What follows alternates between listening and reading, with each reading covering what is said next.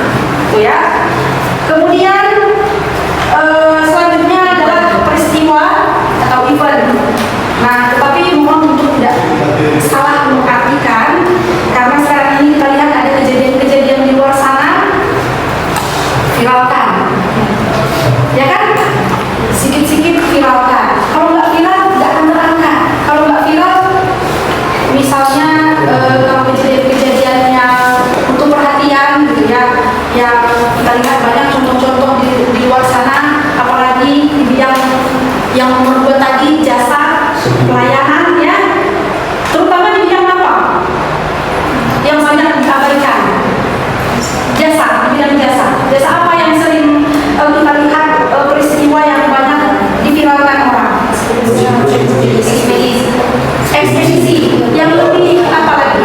Yang lebih sering dirasakan oleh masyarakat kecil. Kesehatannya, nah itu dia. Kita lihat layanan kesehatan di lingkungan kita, di sekitar kita. Banyak jasa-jasa kesehatan ya, yang ketika orang membutuhkan, sangat membutuhkan layanan, malah diabaikan. Bagaimana caranya? Viralkan dulu baru dilayani. Betul nggak? Ya kan? Nah, jadi bukan yang seperti itu maksudnya ya. Tetapi kalau hal seperti tadi yang saya sampaikan, boleh nggak kita lakukan? Boleh? Boleh ya? Boleh. Tetapi lihat situasi dan kondisinya. Oke. Nah, selanjutnya ini peristiwa ya. Peristiwa atau event itu maksudnya adalah contohnya. Kalian pernah nonton konser? Kalian bayar? Ada mungkin yang berbayar, ada mungkin yang gratis. Ya. Nah, tetapi meskipun mungkin ada yang gratis, yang mengisi acara di sana itu sudah ada yang membayar jasanya. Ya. Kemudian ada festival dan juga pameran. Itu dia ya. Kemudian selanjutnya adalah orang. Orang boleh kita pasarkan? Ya, jangan salah persepsi ya. Ini bukan perdagangan orang. Bukan itu maksudnya.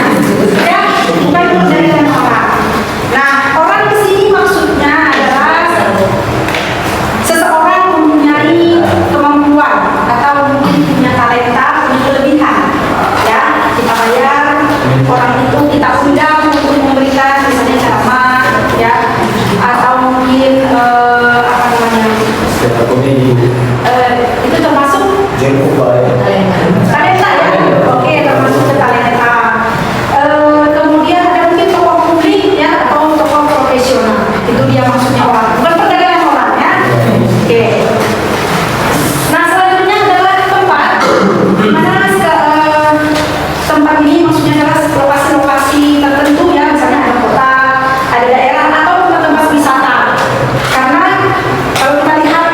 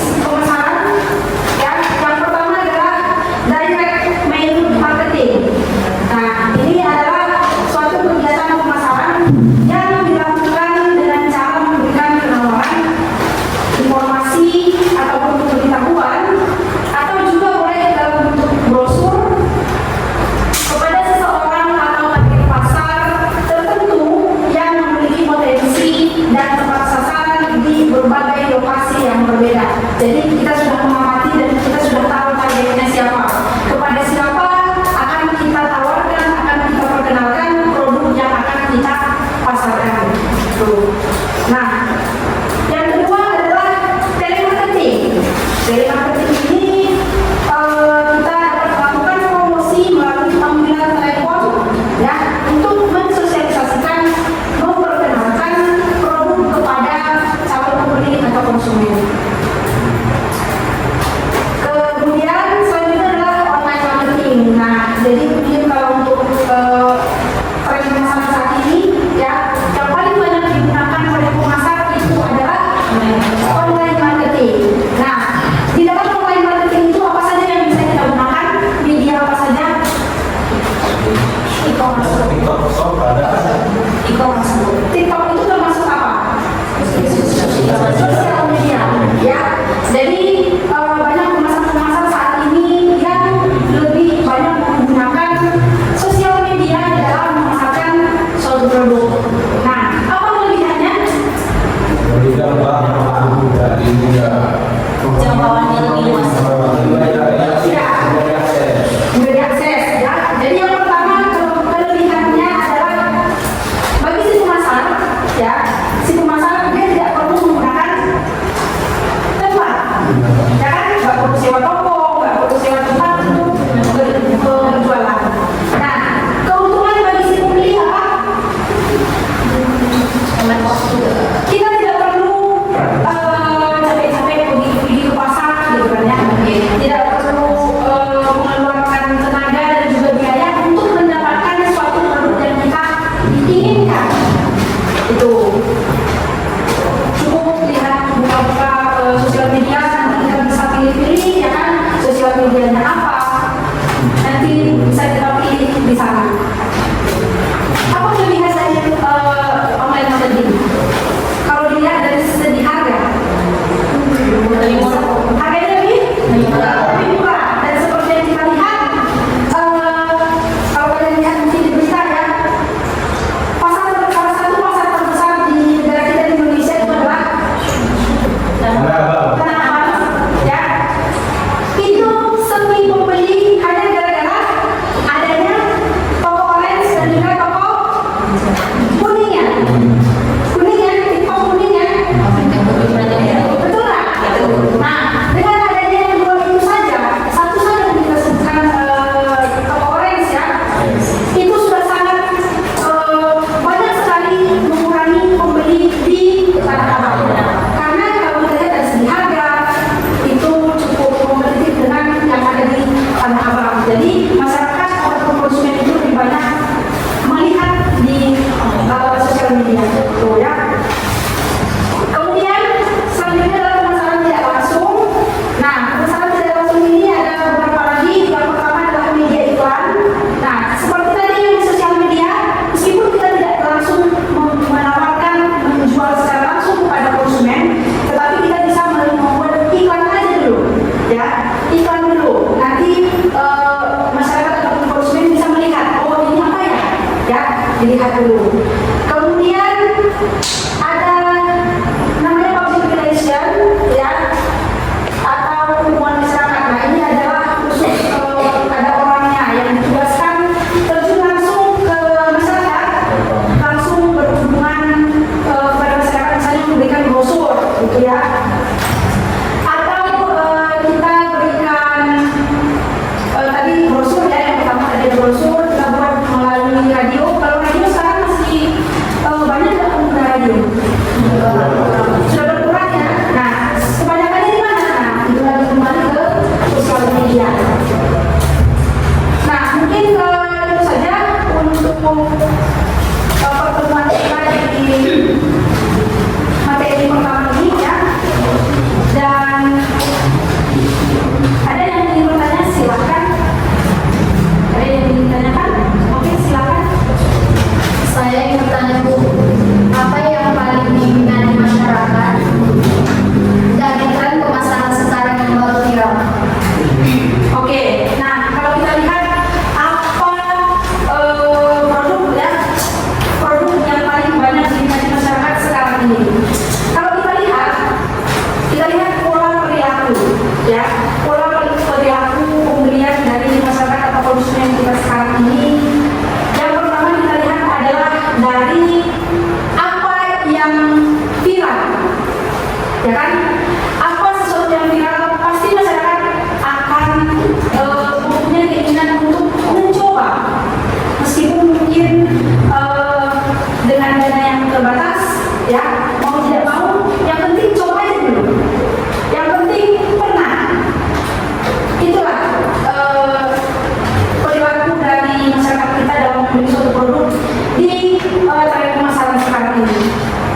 Begitu ya. Ada lagi? Oke, Bu, apa tren pemasaran saat ini dan bagaimana cara kerjanya? Nah, seperti tadi saya sampaikan, ya, tren pemasaran saat ini itu kembali lagi lebih banyak pemasaran dan juga pembeli itu lebih banyak menggunakan sosial media, ya, karena lebih efektif. Kalau kita lihat masyarakat, siapa sih yang nggak punya apa namanya? Ini apa namanya? Handphone lah, katakanlah Android. Siapa sih masyarakat yang tidak punya gadget sekarang ini? Bahkan kita lihat anak-anak sekolah, bahkan anak SD, anak TK yang belum sekolah pun diberikan oleh orang tuanya untuk pegang HP, gitu ya. Nah, untuk berbelanja, anak SD saja bisa berbelanja di toko online saja. Dan dengan banyaknya sistem pembayaran, ya, ada yang COD, ada yang mungkin bisa langsung kita bayar, gitu ya, dengan berbagai macam media pembayaran. Jadi itu dia, seperti itu dia ya, bisa diterima. Oke, satu lagi ada pertanyaan lagi.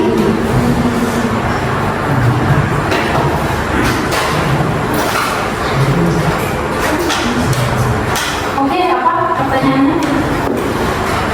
Melihat situasinya sekarang ini, Bu, pemasaran apa yang efektif dilakukan? Oke, sebenarnya pertanyaannya itu ke situ ya.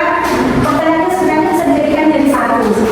Apa yang paling efektif? Kembali lagi ke yang tadi. Apa? Sosial media. Ya, karena dia lebih efektif dan lebih efisien. Itu dia. Ya. Jadi itu untuk pertanyaan kita tutup saja ya. Dan untuk minggu depan kita ada tugas, silakan dideskripsikan ya. Ini sudah kita sampaikan, sudah kita bahas dari tadi juga. Silakan dideskripsikan apa saja atau bagaimana perilaku masyarakat di dalam memilih, ya, memilih produk, memilih apa yang akan dibeli, kemudian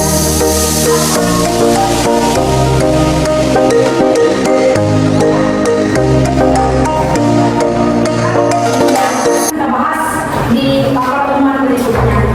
Oke, untuk hari ini mungkin sampai di sini saja.